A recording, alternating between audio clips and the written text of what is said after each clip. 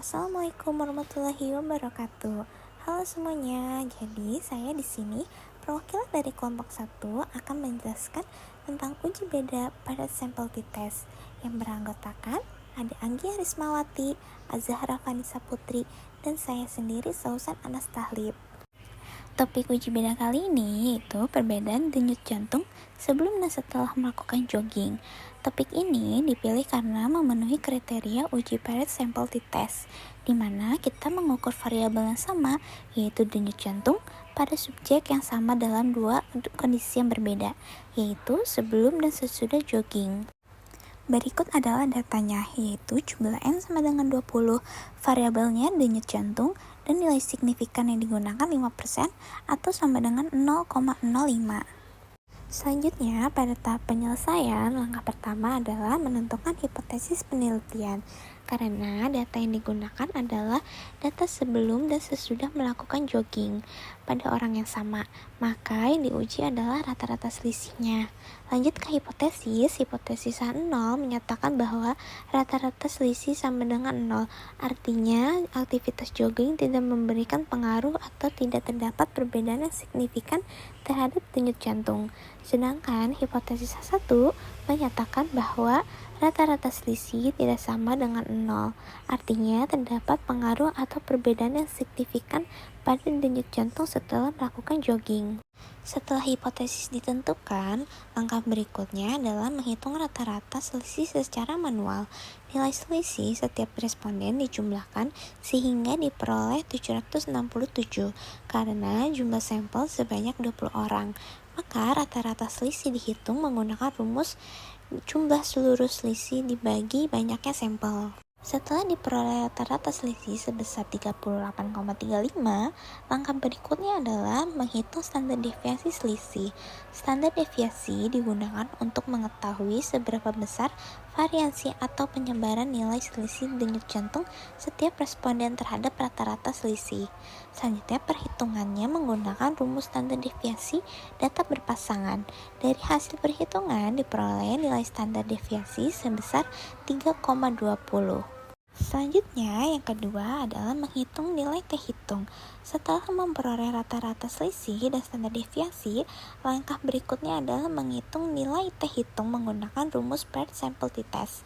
Nilai yang dimasukkan yaitu rata-rata selisih sebesar 38,35, standar deviasi 3,20, dan jumlah sampel sebanyak 20 responden. Hasil perhitungan menghasilkan nilai T-hitung sebesar 53,63. Selanjutnya, yang ketiga adalah aturan keputusan. Setelah mendapatkan nilai T-hitung, kemudian dibandingkan dengan nilai T-tabel. Apabila T-hitung lebih besar daripada T-tabel, maka H0 ditolak dan H1 diterima. Sebaliknya, apabila T-hitung lebih kecil daripada T-tabel, maka H0 diterima. Selanjutnya, interpretasi manual.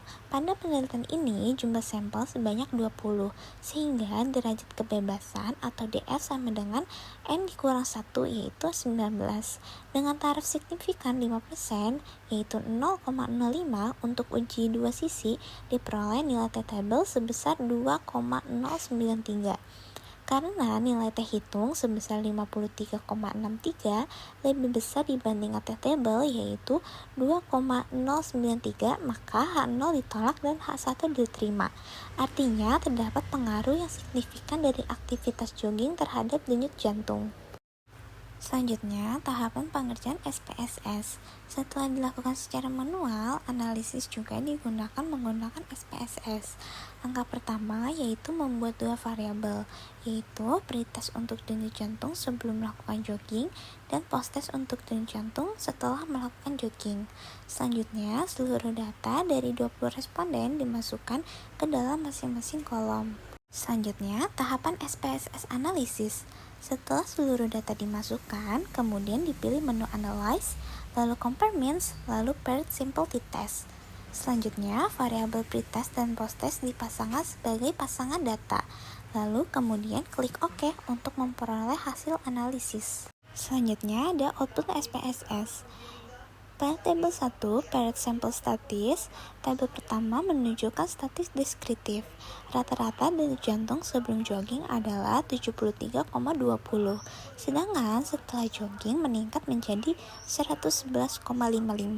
Hal ini menunjukkan adanya peningkatan rata-rata denyut jantung setelah melakukan jogging.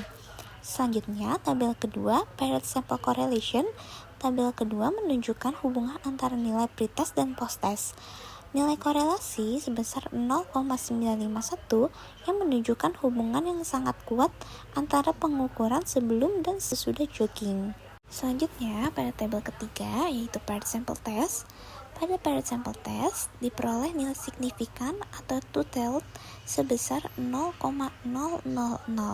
karena nilai 0,000 lebih kecil dari 0,05, maka H0 ditolak dan H1 diterima. Artinya, terdapat perbedaan yang signifikan antara denyut jantung sebelum dan sesudah jogging. Selanjutnya, yang terakhir, adanya kesimpulan. Berdasarkan hasil uji paired sample t-test, baik secara manual maupun menggunakan SPSS, keduanya menghasilkan keputusan yang sama, yaitu H0 ditolak dan H1 diterima. Dengan demikian, dapat disimpulkan bahwa aktivitas jogging memberikan pengaruh yang signifikan terhadap denyut jantung, sehingga terdapat perbedaan denyut jantung sebelum dan sesudah melakukan jogging. Hasil manual dan SPSS saling mendukung sehingga memperkuat kesimpulan penelitian. Sekian penjelasan dari saya, semoga dengan mudah dapat dimengerti. Kurang lebihnya mohon maaf. Terima kasih semuanya.